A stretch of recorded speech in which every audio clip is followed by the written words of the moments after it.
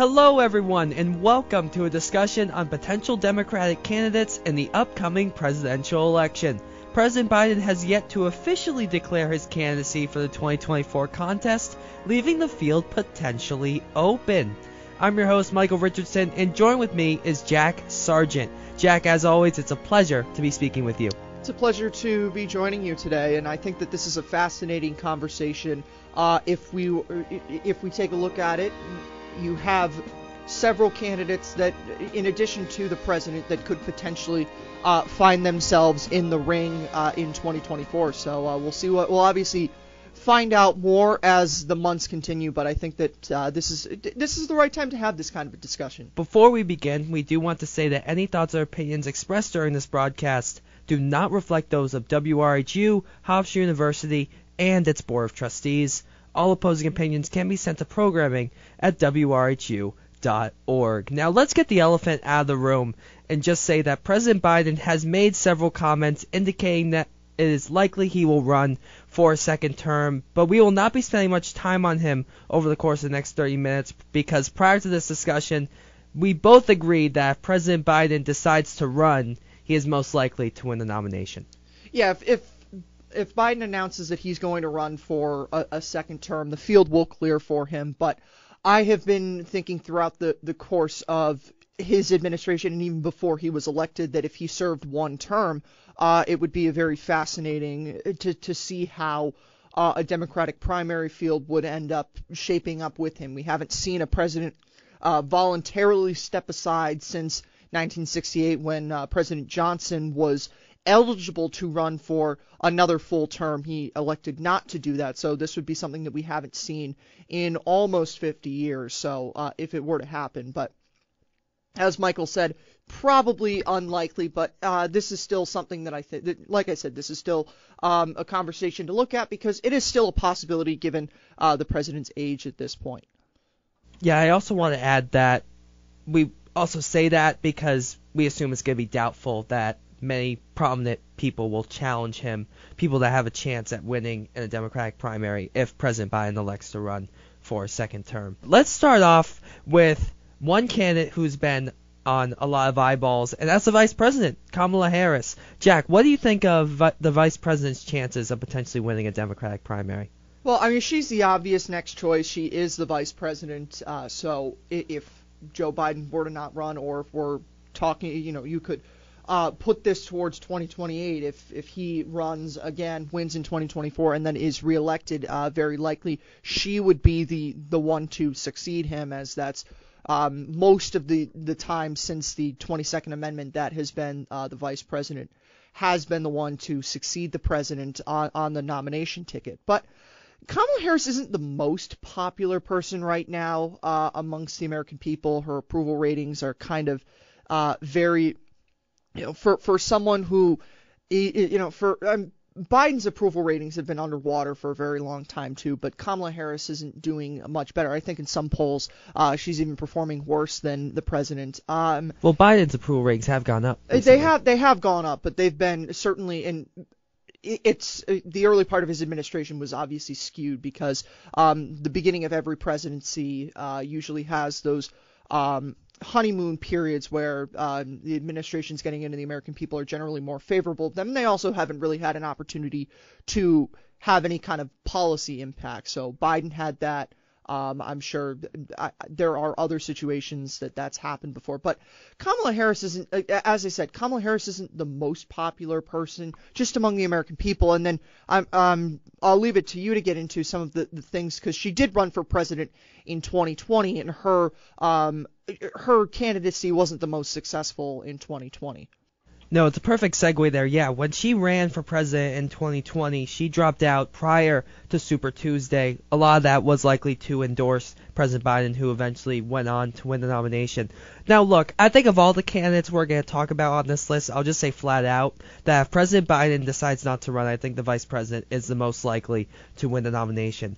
And I say that because of her standing right now with the coalition that got President Biden elected and the same coalition that got former President Barack Obama elected. I think that her tying her name to a candidate who garnered roughly 81, 82 million votes in the past election is going to do dividends for her in the primary. Because I think, again, for a primary, you don't need 80 million votes to win the majority of delegates. You need a solid chunk of your base to turn out. And I think that Harris would have that just because of the fact that she's currently the vice president. As you alluded to, a lot of vice presidents do end up winning the nomination. We just saw that happen with President Biden back in 2020. Now, that being said, I do think you mentioned Harris's approval rating. I've always been one to say I don't necessarily look at approval ratings as like the biggest factor when determining who's going to win a president or win a nomination. I think we saw that in the midterms where there's a lot of general consensus that Democrats overperformed expectations. But I do think that Harris does have a lot of things going against her. Just general feelings about her, how she's gone about certain policies.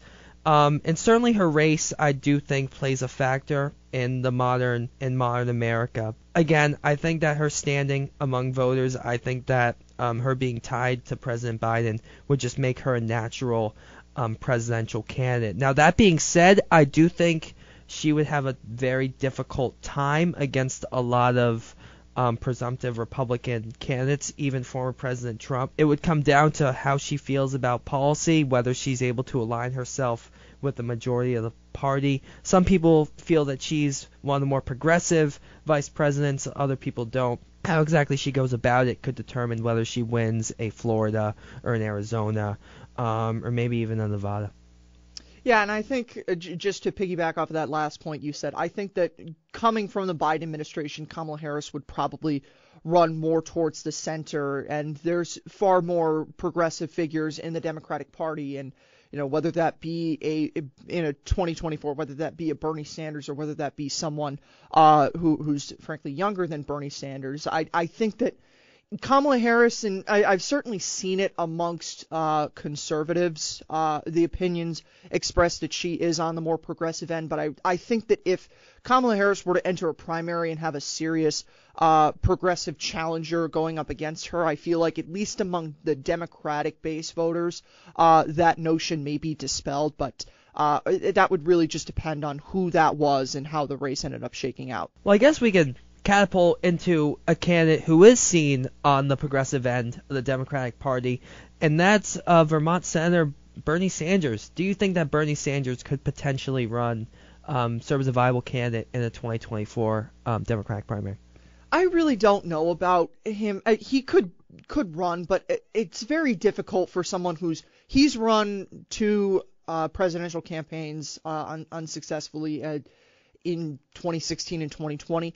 He could, he still has his base of voters, and if he were to run in 2024, he would be able to garner, I think, the same amount, if not more, support. The biggest issue for him is his age, and he was already on the older side in 2020, and that problem or that situation is even more so in a potential 2024 run. So I think it would be very, very difficult to see Bernie Sanders as a candidate, just because I don't think I happen to be of the belief that I don't think he'll run for another term as Vermont senator, and I think a term as president would be even more unlikely for him.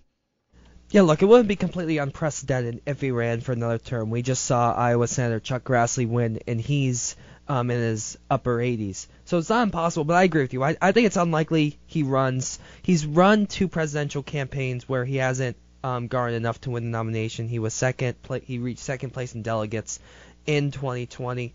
But I do think age would play a factor. He would be 83 at the time of his swearing in 2025. And I just don't see him as someone who particularly wants to, be president at that age. And I think that the Democratic Party right now, Senator Sanders has labeled himself as a democratic socialist. And the reality is in a country, in a Scandinavian state, that's the norm. But in America, the word socialism does have a lot of negative connotations among a vast majority of the electorate, particularly among conservatives. And when it comes to an actual election, there's an argument to be made that you need a decent chunk of independents to go to your side nor to win.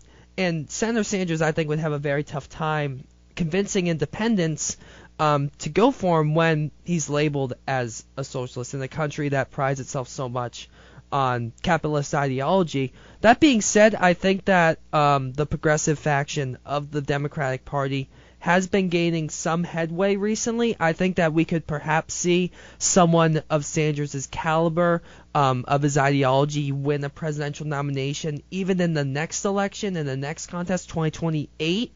But right now, I just don't think it'd be possible. And I think certainly if there's so much concern about President Biden's age, I think that a similar argument would be made against Bernie Sanders, who would be 83 at the time of the swearing in.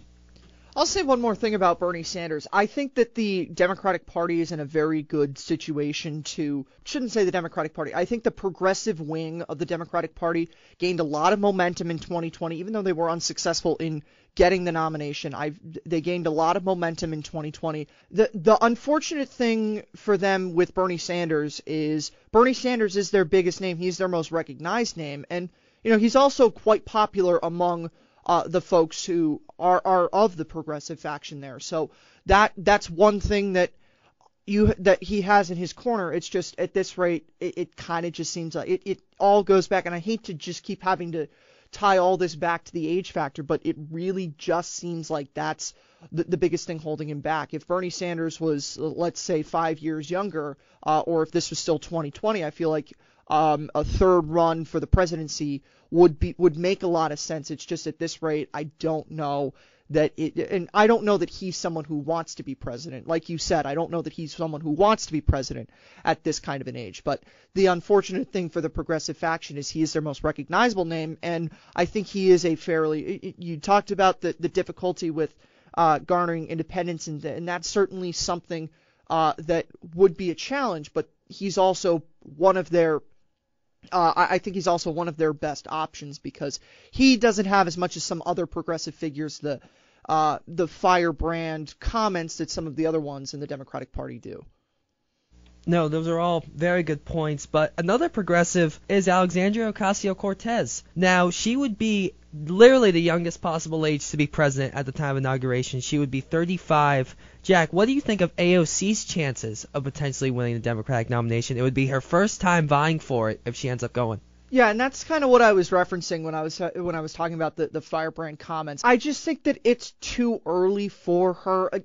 Maybe you could say the country wasn't ready for Bernie Sanders in 2016 or 2020, but she's someone who is rhetorically very much more out there. And I don't mean out there in terms of policy. I just mean out there in exposure with the things that she is saying. She's very active, and for the progressive faction, that's something that's very good for her, and she's definitely, her and her group of people in the House is definitely the future of this wing of the Democratic Party, more so than Bernie Sanders is. But I just think, I question whether or not she'd want to make a run for it this early, because she's only been in the House, this is her third term now in the House, so she's only been there.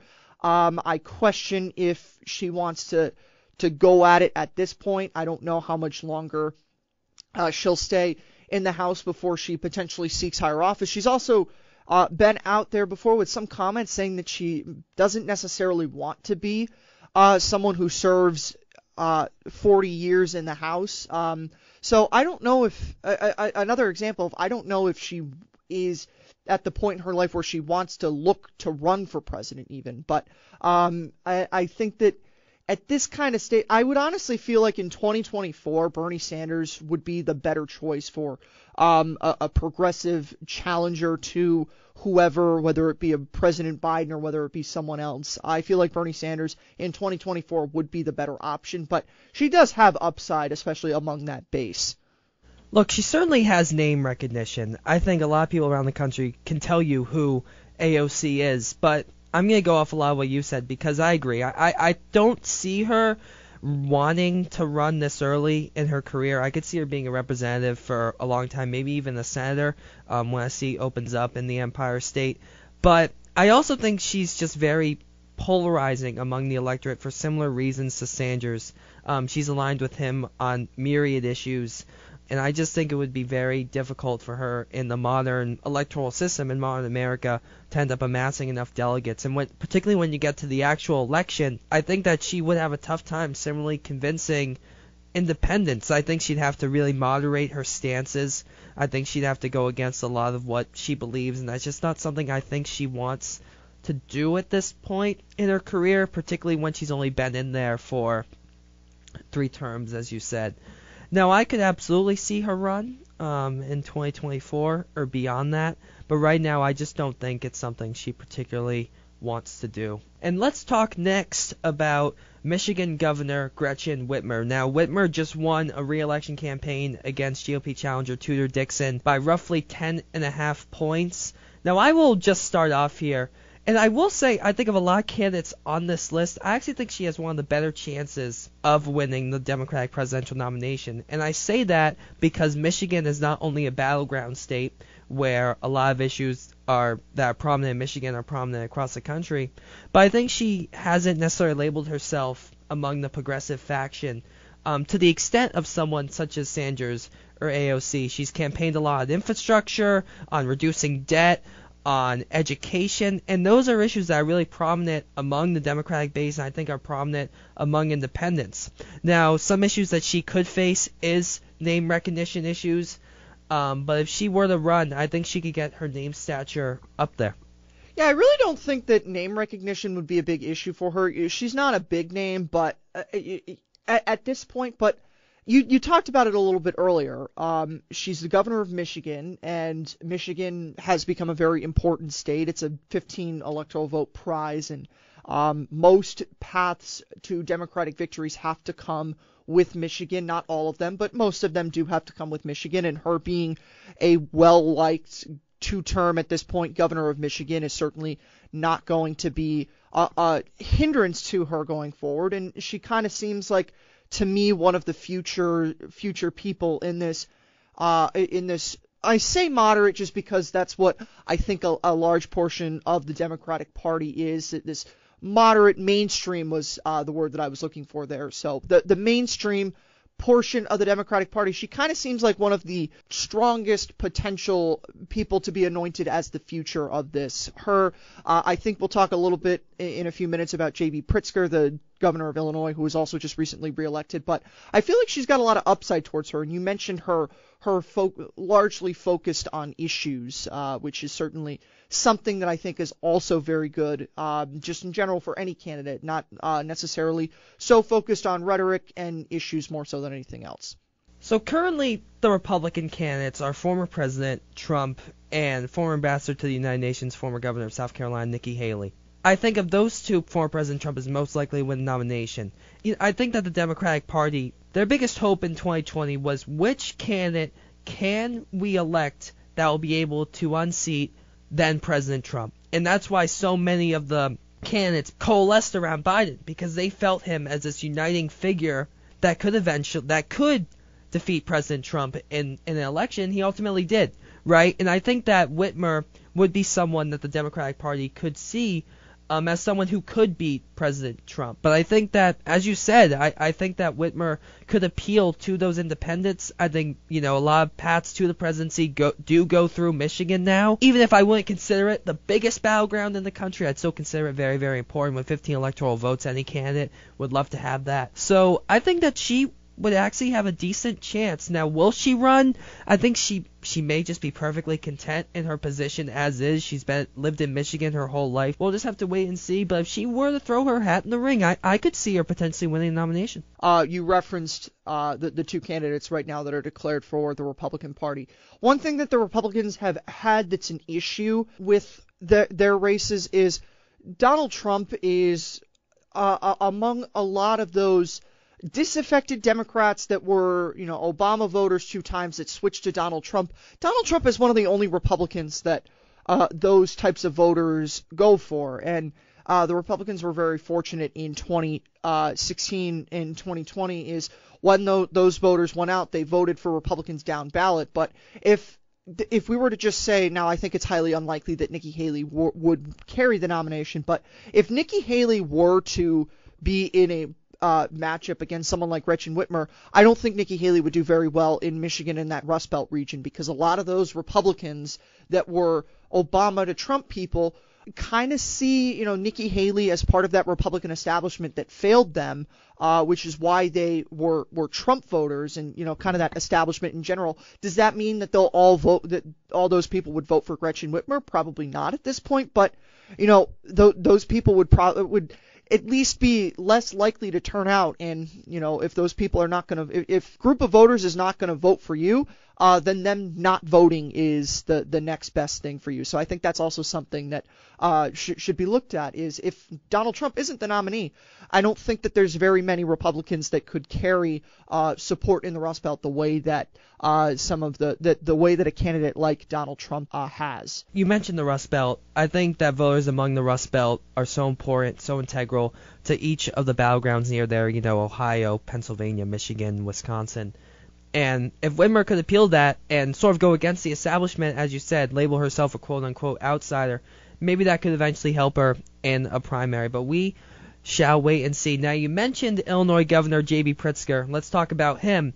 Jack, what do you think are his chances of potentially winning the Democratic nomination? I honestly feel like you could kind of say a little bit of the same things about J.B. Pritzker as you could say about Gretchen Whitmer in terms of the stature that he has amongst voters, because you haven't really seen a lot of things about him. Now, Gretchen Whitmer has had more national coverage because, unfortunately, in 2020 she did have there was a plot. I don't want to call plot to kidnap her.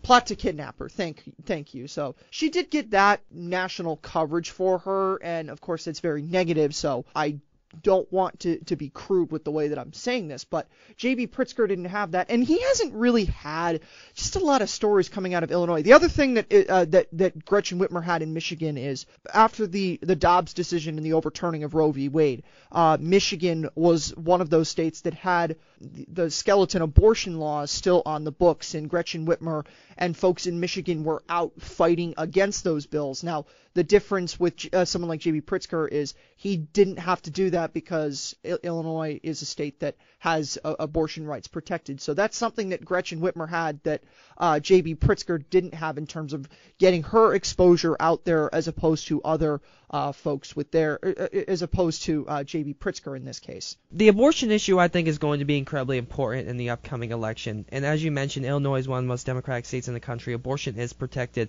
I think if Pritzker were to run on that could help him. But I think that Whitmer would have the advantage simply by virtue of her battleground status through the name recognition. But Pritzker's absolutely someone I could see dropping his hat in the ring, even though if he's made similar comments indicating he may not run. I could see it happening, although he faces a similar dilemma where the Illinois electorate may not necessarily be indicative of the rest of the country. But I want to go to another former presidential candidate, someone who some of you may recognize on the air, former Secretary of State Hillary Rodham Clinton.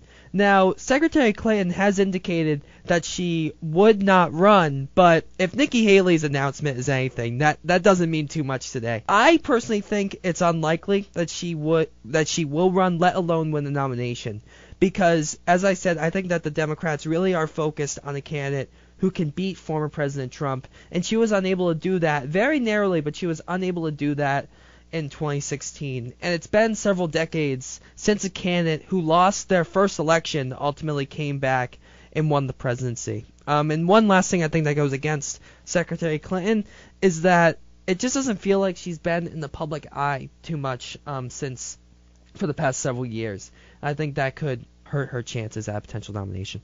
And you said that you think it's unlikely that she will run. I'll go a step further. I think it's very unlikely, and you really covered it all there. She lost the 2016 general election, and I think she's even more moderate than Joe Biden is. And I think that just in where the Democratic Party is, and Joe Biden has increasingly throughout his term gotten flack from the folks that are left of center in the Democratic Party for some of his stances, and I just think that the party is not with Hillary Clinton anymore. And then you factor in that she lost already in 2016, and it's just very difficult to see why she would even run again. And then if she were to run, her getting through a primary, I think would be the odds against that are astronomical. Jack, what are your thoughts on California Governor Gavin Newsom potentially winning the nomination? He's another one that said he wouldn't run for president in 24, but